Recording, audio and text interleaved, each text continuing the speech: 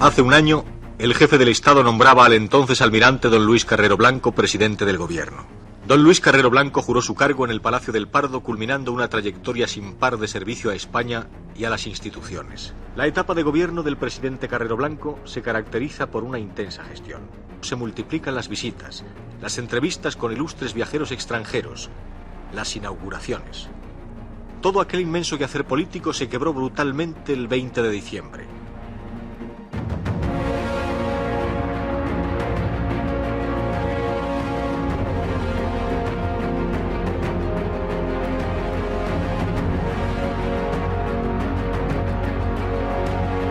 Una vez que España vive más de 30 años gobernada bajo la jefatura del general Francisco Franco Bahamonde, la salud del caudillo y del sistema franquista empiezan a decaer. La gran pregunta nacional era, después de Franco, ¿qué? Para varios de los más adeptos del franquismo, una era la figura nítida y clara para procurar la continuación del sistema de gobierno y de los principios del movimiento nacional. Ese hombre era el almirante Luis Carrero Blanco, quien para entonces no solo era el único alto funcionario que había trabajado fielmente para Franco desde los días de la Guerra Civil, sino un hombre que se había convertido de facto en la mano derecha del franquismo, que además conservaba un liderazgo propio. Sin embargo, para sorpresa de todos los españoles, cuando los días de Franco estaban contados por su estado de salud, mientras ejercía como presidente del gobierno de España, Carrero Blanco fue brutalmente asesinado con unos explosivos en los días finales de 1973. Este magnicidio en el siglo XX europeo sin precedentes, que impactó decisivamente los destinos de España, no ha estado exento de grandes controversias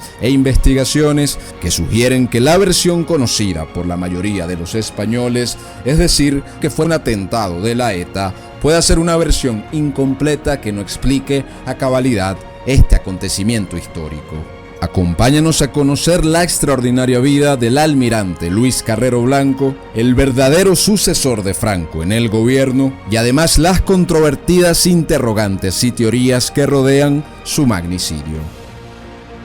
Les habla Reinaldo José Carrillo Vilches, esto es La Nueva Enciclopedia, y para quienes no lo sepan les recuerdo que ahora tenemos La Nueva Enciclopedia en inglés y La Nueva Enciclopedia en portugués. Nos pueden dar un gran apoyo metiéndose en ambas plataformas que pueden conseguir debajo, suscribiéndose en ambos canales, dándole me gusta a los videos, dejando sus comentarios y viendo el material que tiene mucho potencial. Sin más nada que agregar, empecemos con el video de hoy.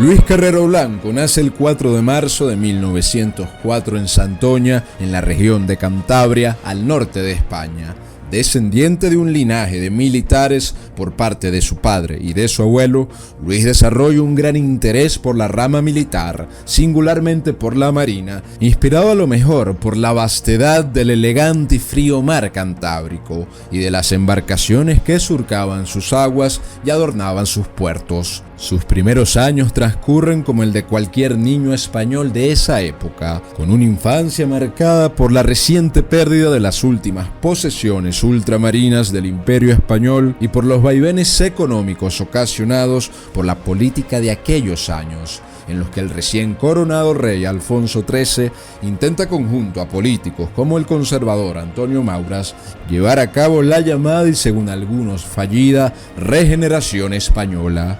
Las llamadas políticas regeneracionistas de don Alfonso y Mauras fallaban continuamente, según algunos estudiosos, por diversos aspectos, entre los que se cuentan la inestabilidad política, los crecientes enfrentamientos violentos con los nuevos y crecientes grupos obreros y socialistas, y por los conflictos del gobierno español con los rebeldes en sus posesiones en Marruecos. Pero a pesar de todos estos acontecimientos, la vida de Luis se desarrolla con relativa normalidad.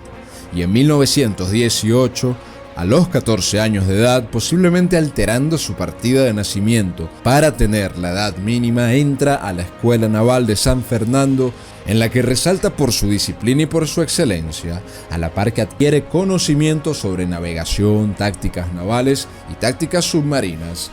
Entre 1920 y 1921 realiza sus prácticas en el buque Reina Regente, con el cual llega hasta Sudamérica, siendo ascendido alférez de navío en septiembre de 1922. Al poco tiempo de graduarse, es enviado en 1924 a combatir en Marruecos contra los rifeños rebeldes en la llamada Guerra del Rif, en el que nativos de la zona le disputaban al reino español sus dominios sobre aquellos territorios. Esto coincidía con el ascenso como líder de la nación del general Miguel Primo de Rivera, el que logra poner un paréntesis a aquella inestabilidad y anarquía política y social por casi 7 años, logrando una etapa de orden, progreso y estabilidad para España. Durante la actuación del protagonista de este video, Carrero Blanco, en Marruecos, el joven estuvo presente en el desembarco de Alcázar-Seguer en 1925, donde apoya a las tropas de la Legión y los regulares mediante bombardeos costeros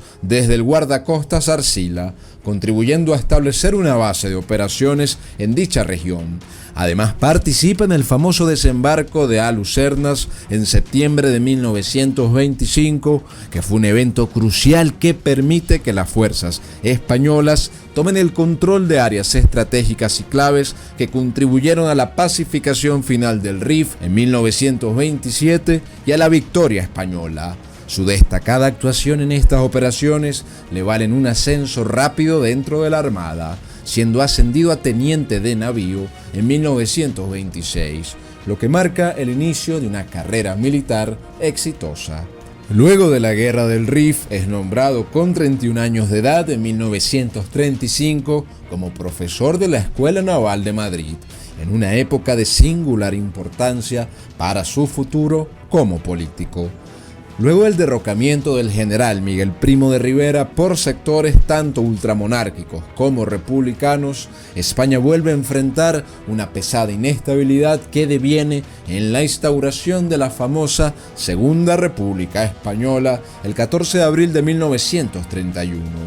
periodo del cual contamos con un interesante documental que les invitamos a ver. Durante estos años turbulentos es creado por jóvenes como José Antonio Primo de Rivera, Ramiro Ledesma Ramos y Onésimo Redondo, el partido Falange Española de las Hons, que tiene como principios fundamentales la construcción del Estado corporativista sindical, la unidad nacional y la exaltación de las tradiciones españolas. Este partido, aunque reducido en sus inicios, va a dar mucho de qué hablar en unos años. Por su parte, la Segunda República, que rápidamente adopta un sistema de gobierno orientado a tendencias seculares y anticlericalistas, socialistas y republicanistas, y como faro ideológico grupos que promovían la lucha de clases y la separación de España en comunidades autónomas, va generando una creciente conflictividad política y social. Y este régimen, antes de resolver todos los males que se proponía, contribuye a acrecentarlos con reformas económicas consideradas como radicales por algunos, que acrecentan una pesada crisis económica, así como huelgas y protestas. Los grupos políticos armados, los tiroteos y las muertes por pugnas políticas se ponían también a la orden del día. Una creciente situación de anarquía política, social e institucional produce como respuesta el llamado Alzamiento Nacional el 17 de julio de 1936, en el que grupos de corte conservador, católico, nacionalista y monárquico se rebelaban contra el gobierno constituido por considerarlo incapaz de mantener la unidad de España y el orden público. Este alzamiento en poco tiempo es comandado por un militar de una dilatada carrera en el ejército y condecorado por muchos españoles como un héroe de guerra por sus actuaciones militares en las décadas pasadas. Hablamos del general Francisco Franco Bahamonde. A este alzamiento, como dijimos, se le suman varios sectores de la política nacional civil, como monarquistas, derechistas, conservadores y falangistas, creando el llamado Frente Nacional. Mientras que en defensa de la Segunda República se unen todas las tendencias de corte izquierdista, moderadas y radicales, así como algunas agrupaciones, tanto liberales como obreras, especialmente aquellas como la CNT, la FAI y la UGT, conocido como el Frente Popular. Así empezaba la cruenta guerra civil española, que va a durar por 3 años. Entre 1936 y 1937, Franco se hace con el mando absoluto del Frente Nacional como jefe de los ejércitos, jefe del gobierno del Estado y jefe del recién creado partido que fusionaba a la falange de las Hons con los carlistas y demás fuerzas sociales, lo que se llamaría como el Movimiento Nacional. Carrero Blanco, como militar, se termina alineando rápidamente con el Frente Nacional y combate en sus filas durante esta contienda. En 1937 es nombrado enlace naval del Ejército del Norte, participando en la ocupación de Santander y posteriormente asumiendo el mando del submarino General Sanjurjo en 1938, llevando a cabo misiones de bloqueo en el Mediterráneo. Más tarde se convierte en jefe del Estado Mayor de la División de Cruceros a bordo del crucero Canarias, cargo que ocupa hasta el final de la guerra. Al concluir la contienda en abril de 1939, con la victoria de los ejércitos del bando nacional liderados por Francisco Franco, Carrero Blanco termina siendo designado como jefe de operaciones del Estado Mayor de la Armada, donde va a desempeñar un trabajo excepcional y que va a ser un importante escalón en su ascenso en el mundo del poder.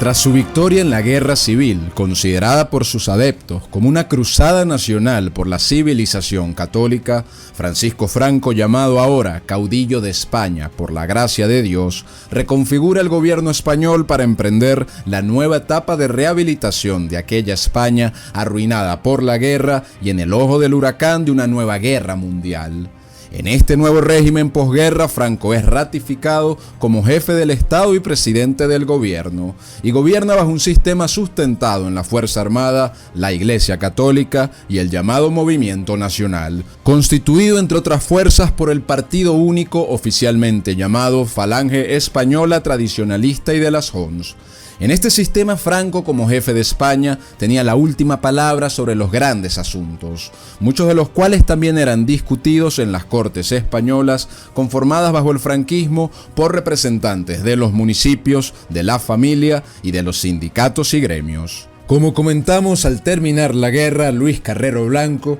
asume el cargo de jefe de operaciones del Estado Mayor de la Armada, puesto donde en noviembre de 1940 redacta un brillante documento en el que analiza el estado de la Europa de aquel momento, que presenciaba el ascenso de la Alemania nacionalsocialista y a su vez explicaba los motivos por los que era insostenible para España entrar a la Segunda Guerra Mundial, recomendando aquella decisión clave abiertamente que fue mantener una postura neutral durante este conflicto mundial. Este documento llega a manos de Franco, quien queda sumamente impresionado por su calidad y atención a los detalles del momento. Esto le permite a Carrero ganarse rápidamente la confianza de Franco, quien lo nombra como subsecretario de la presidencia ese mismo noviembre de 1940.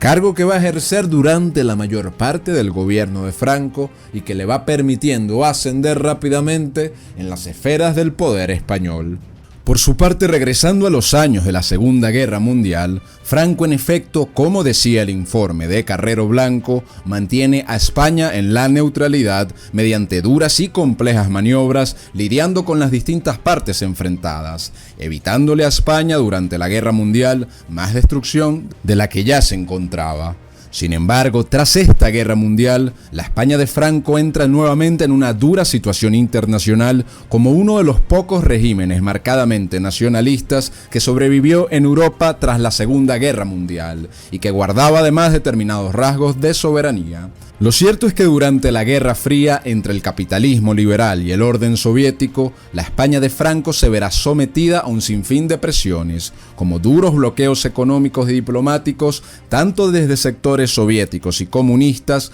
pero fundamentalmente desde las naciones occidentales como Estados Unidos y gran parte de Europa. Presiones que venían de estas potencias con el fin de que se adaptara el orden social, político y económico de España a los intereses de estas potencias externas. Franco, aunque manteniéndose firme en algunas cosas, en otras tiene que ceder y va pactando con los vencedores de la guerra, la potencia norteamericana, hasta el punto de que acepta la instalación de bases norteamericanas en suelo español en 1953, a cambio de nuevos acuerdos de cooperación y que cesaran las hostilidades contra España. Carrero Blanco tiene un papel activo en estas negociaciones que sumaron a España al bloque occidental, aunque a medias y con condicionantes. Todo este gran choque geopolítico no solo va a ser determinante para España, sino para la vida propiamente del protagonista del video, Carrero Blanco, e incluso para el desenlace de la misma, como veremos más adelante. Carrero Blanco estudia la compleja situación internacional a la que estaba sometida España, no solo como un lector y meditador, sino como un actor directamente involucrado en los acontecimientos. En esas negociaciones, Carrero va entendiendo la importancia de que España se fortaleciera a sí misma frente a unas potencias internacionales que no tienen amigos sino intereses. Volviendo a los primeros años del gobierno franquista, una vez que Carrero Blanco se gana la buena opinión de Franco y se va a trabajar con él como subsecretario de la presidencia a los 36 años de edad, la relación personal entre ambos se va poco a poco acrecentando. Carrero considera a Franco un gran mentor con quien comparte una misma visión de los grandes problemas y soluciones de España, llegando a afirmar que estaba, abro comillas, totalmente identificado con la obra política del caudillo, cierro comillas, y que su lealtad para con este era total, limpia y clara.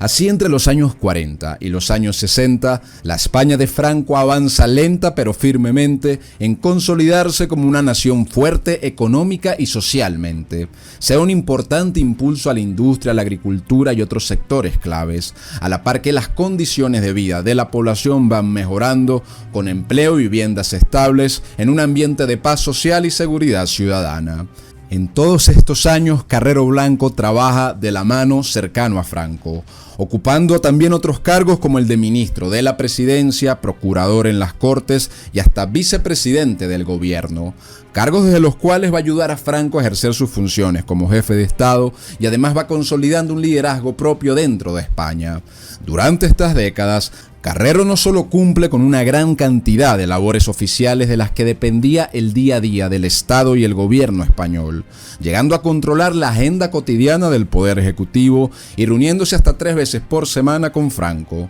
Pero además cumple importantes labores extraoficiales, sirviendo como mediador y resolvedor de conflictos entre los distintos grupos en pugna dentro del franquismo, como monarquistas, falangistas, tecnócratas, entre otros. A su vez coordina el aparato propagandístico del franquismo durante un buen tiempo, incluso escribiendo artículos con seudónimos como hizo el mismo Franco, donde Carrero insistía en temas como la importancia de la soberanía militar, económica y energética de España. Así, entre los años 40 y 50, Carrero se va convirtiendo en mano derecha de Franco y en uno de los hombres más fuertes del franquismo. Es Carrero Blanco quien en 1947 impulsa la llamada Ley de Sucesión, que establecía que España en su ordenamiento jurídico era un reino monárquico, pero cuyo sucesor sería designado por Francisco Franco, ya fuera un miembro de la familia Borbón o cualquier otra persona que considerara adecuada. Esto consolidaba la autoridad de Franco, pero habría el gran problema de quién sería el sucesor.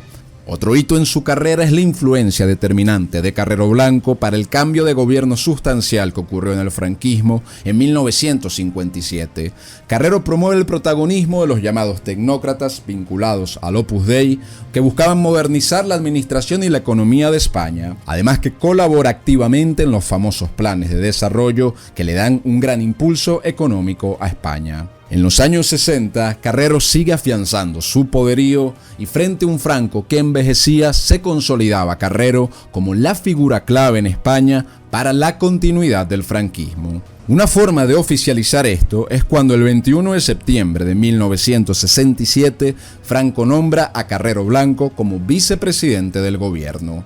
Franco no solo veía a Carrero como su mano derecha, sino como su legítimo heredero en la conducción del gobierno y el movimiento nacional. Era el único alto cargo que había estado firme durante 30 años con él y que además habría probado su talento, su sobriedad y su sabiduría en las cuestiones del Estado. En actos oficiales y en las mismas vacaciones de Franco, era común ver a su lado a Luis Carrero Blanco, conversando y en ocasiones riendo, lo que denotaba también una camaradería personal. Lo cierto es que a finales de los años 60 e inicios de los 70, a medida que va empeorando la salud de Franco, también se iba terminando la estabilidad y paz social alcanzadas por el régimen durante más de 30 años en España. Dentro del mismo régimen franquista se habían afianzado tendencias contrarias sobre el futuro de España después de Franco. Por un lado estaban los más conservadores y franquistas, llamados peyorativamente como inmovilistas, que abogaban por una continuación en gran medida del franquismo y de sus principios una vez muerto Franco. Por otro estaban los más reformistas o aperturistas, que abogaban por una apertura y democratización en España al estilo de las democracias occidentales. Carrero Blanco era un firme defensor de los continuistas, oponiéndose a las reformas liberales que pudiesen debilitar al movimiento nacional y al franquismo. Esto trae varios conflictos silenciosos entre Carrero y otros ministros del franquismo durante estos años. Por otra parte, a nivel internacional, dentro de la crispada relación que tenía España con Estados Unidos y otras potencias occidentales, estos actores internacionales presionan dura y constantemente para que Franco cambiase el modelo franquista en España por un modelo más alineado con estas potencias extranjeras, a la vez que presionaban para que Franco nombrase un sucesor amigable con estos poderes internacionales. Hablamos de la época de mayor apogeo de Estados Unidos como el gran hegemón mundial, dispuesto a forzar la política de cualquier nación hacia su favor. En esta pugna internacional es Carrero Blanco una de las figuras de poder dentro de España que más abogaba por su soberanía política y militar, incluso a veces por encima del mismo Franco, que para algunos asuntos había adoptado una actitud más conciliadora. Uno de los puntos más delicados era el de la energía y poder nuclear en el mundo. España llevaba desde 1963 un proyecto secreto para dotarla de energía y armamento nuclear y fortalecer así su posición en el complejo tablero internacional. Carrero entre los 60 y 70 fue una de las figuras de poder que más defendió el desarrollo nuclear de España. Sin embargo, Estados Unidos presionó duramente para que estos proyectos nucleares no se concretaran, como veremos más adelante. A su vez, en medio de la Guerra Fría y el conflicto en Medio Oriente de aquellas décadas, Carrero era una de las figuras del gobierno que más se negó a que Estados Unidos hiciera uso de las bases construidas en España. Este tipo de conductas disgustaban a hombres como Henry Kissinger, secretario de Estado de los Estados Unidos, que en sus memorias afirmaba que lo mejor para los norteamericanos era lograr buenas relaciones con los grupos moderados y antifranquistas de España para que una vez muerto Franco, ya Estados Unidos tuviese el nivel de influencia necesario en aquella futura España. Por otra parte, a finales de los años 60 e inicios de los 70, otras tensiones sociales internas se avivan en España. La Iglesia, que había sido uno de los pilares esenciales del régimen de Franco, comienza a darle la espalda condenando sus métodos para preservar el orden público. A su vez, el Partido Comunista, el PSOE y muchas organizaciones de izquierda que se mantuvieron por años en la clandestinidad comienzan a realizar intensas jornadas de protesta en Madrid que resultaban en encuentros violentos con las fuerzas de seguridad del Estado. Sin embargo, hay otro factor a mencionar que es relevante a los efectos de entender el desenlace de Carrero Blanco, y es el incipiente retorno de grupos armados y activamente violentos que ejecutaban atentados de diversa índole que promovían el separatismo de sus regiones del resto de España, principalmente grupos como la famosa ETA, que en vasco significa País Vasco y Libertad.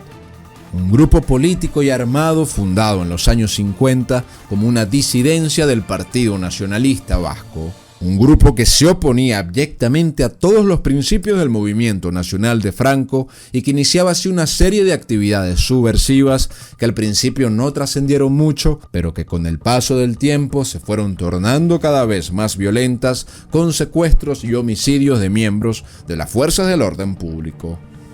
En esta atmósfera tan pesada de presiones internas y externas, empiezan a ocurrir cuantiosos cambios en el régimen franquista. El 22 de julio de 1969, las Cortes españolas ratifican la decisión de Franco de que, en virtud de la ley de sucesión, el entonces príncipe de España, Juan Carlos de Borbón, fuese el sucesor a título de rey. Quedaba así decidido el asunto de quién sería el sucesor de Franco.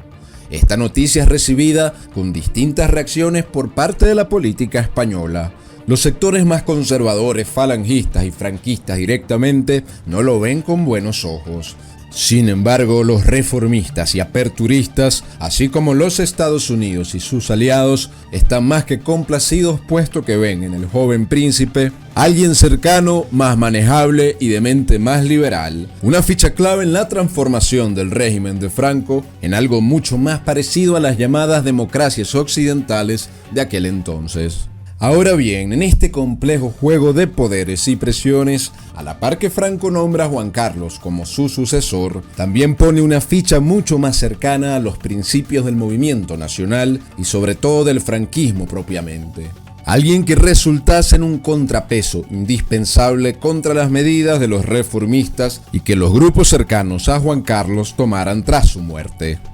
Este hombre es nada menos que Luis Carrero Blanco, a quien Franco cede el cargo de presidente del gobierno de España el 9 de junio de 1973, el segundo gran cargo de peso dentro de la política española. Carrero Blanco, vale acotar, es descrito por todos quienes lo conocieron como un hombre tremendamente cortés, pulcro, intachable y de indudable fe patriótica. De hecho, había sectores que esperaban que tras la muerte de Franco, Carrero Blanco acabara con varios de los defectos que existían en la administración pública del régimen y del ejército. Cuando llega como presidente del gobierno, en lo que se cree son los días finales de Franco, se espera que Carrero Blanco no solo cargara con el peso de las importantes tareas que el Franco de 81 años no podía continuar, sino que a la muerte de este para muchos tenía la gran misión trascendental de ser garante de la continuidad de la obra y los principios del régimen nacional. De esta forma, la mayoría de los intereses internos y externos contrarios a la política del franquismo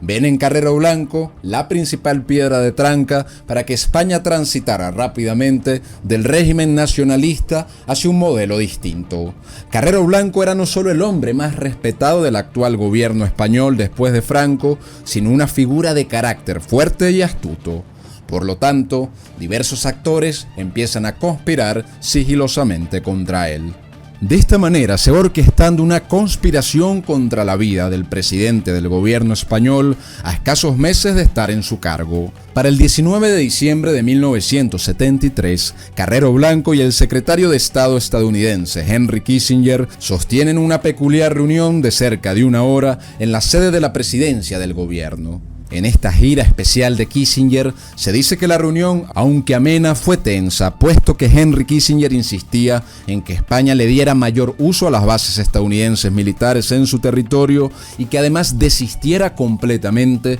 de cualquier proyecto nuclear en suelo español. Pero Carrero Blanco, quien abogaba continuamente por la autonomía del país y era reconocidamente antiamericano, no se mostró favorable a estos y otros planteamientos de Kissinger. Al día siguiente, el jueves 20 de diciembre a las 9 de la mañana, Carrero Blanco sale de su residencia en la calle Hermanos Becker y se dirige a la iglesia de San Francisco de Borja para asistir a misa como lo hacía diariamente.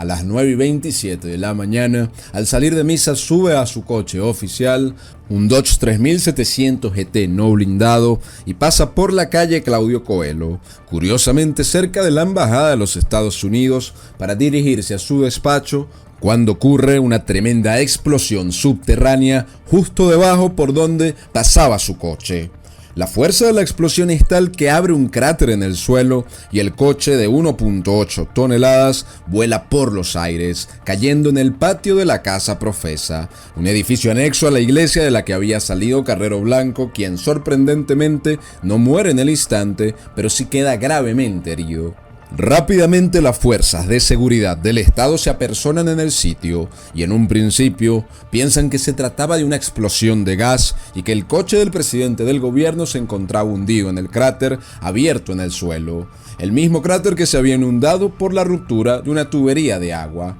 No obstante, son unos sacerdotes de la casa profesa los que notifican que el coche yacía en el patio de aquel recinto con 3 personas adentro. Es allí cuando las autoridades comprenden que se trataba de un ataque dirigido.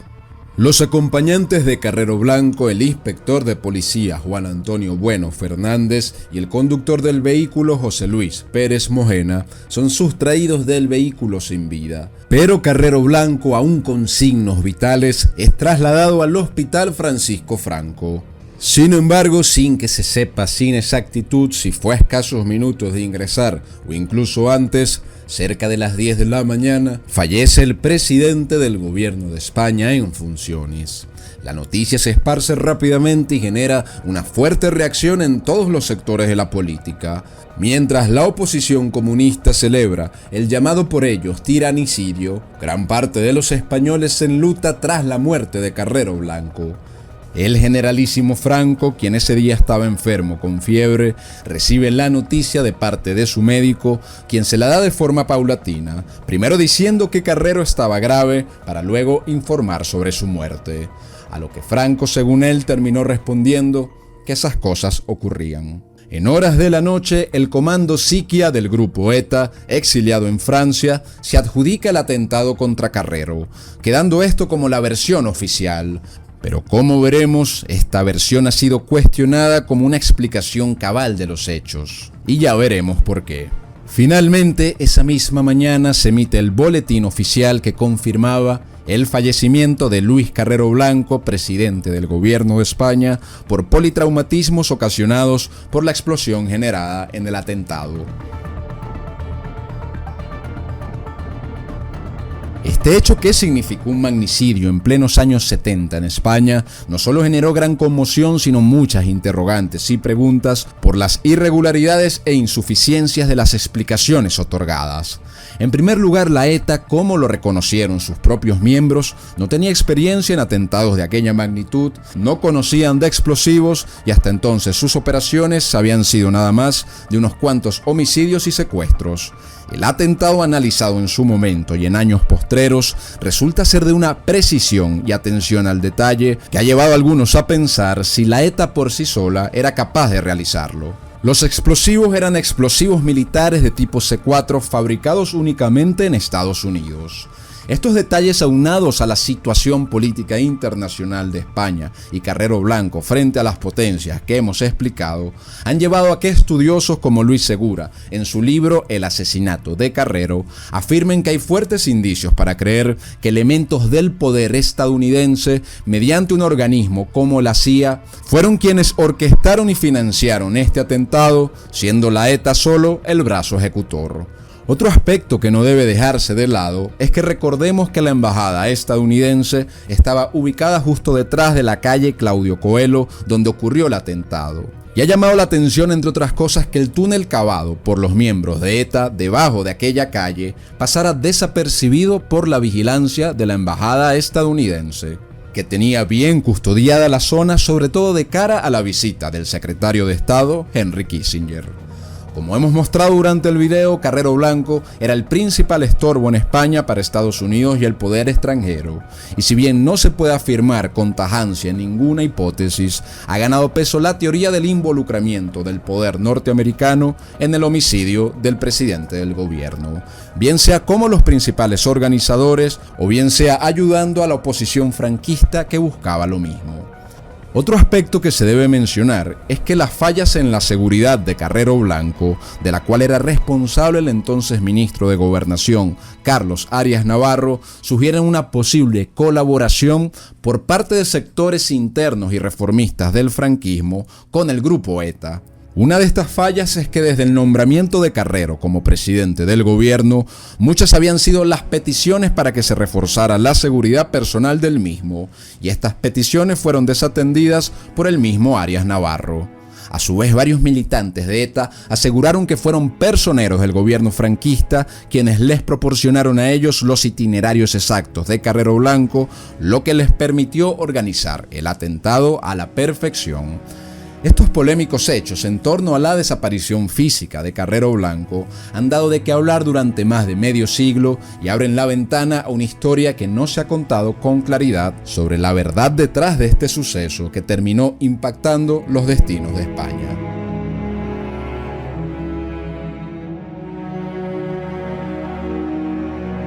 Una vez autorizado por los médicos, el cuerpo difunto del almirante Luis Carrero Blanco es trasladado del hospital a la sede de la presidencia en el Paseo de la Castellana número 3, donde fue instalada la capilla ardiente y se realizó al día siguiente el funeral. A estos eventos acude el príncipe Juan Carlos en representación del general Franco, que estaba débil de salud. Sin embargo, el caudillo aparece sorpresivamente al día siguiente, el 22 de diciembre, para presidir una misa en memoria del fallecido presidente del gobierno. Franco, visiblemente decaído, cuando sale de la misa, procede a saludar a la familia de Carrero. Y al darle la mano a la viuda, de una manera que nunca había sido vista en público, el caudillo rompe en un llanto inconsolable. Habían acabado de forma cobarde y abrupta con la vida del hombre que lo acompañó por más de 30 años en un mundo lleno de traiciones y mentiras, con quien a su derecha dedicó su vida a gobernar España y, más que todo eso, tal vez de los pocos hombres que aún podía llamar amigo en aquella cima solitaria del poder. Lo que vino después es historia. El entonces ministro de Asuntos Exteriores del gobierno de Carrero Blanco, Laureano López Rodó, dirá: Franco perdió a su colaborador más directo y desde entonces ya no fue el mismo. Pegó un bajón evidente tanto física como psicológicamente.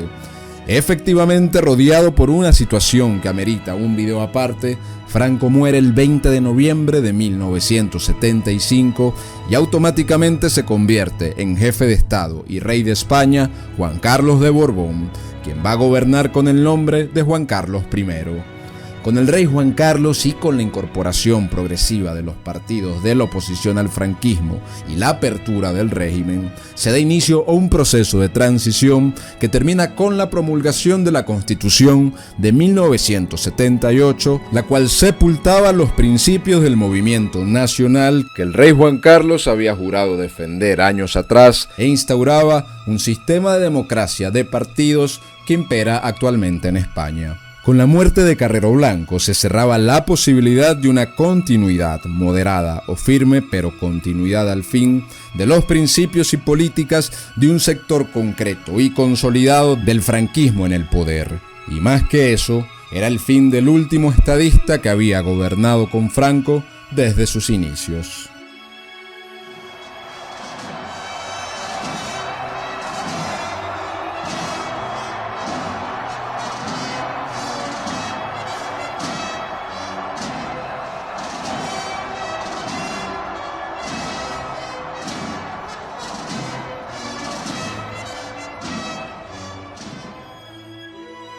Muchas gracias a todos por haber visto este video, espero que les haya gustado y les recuerdo que abajo pueden conseguir la nueva enciclopedia en inglés y la nueva enciclopedia en portugués. Denle me gusta a todos los videos de esos canales, compártanlo con sus conocidos, vean el material que de verdad vale la pena y bueno, suscríbanse a ambas plataformas.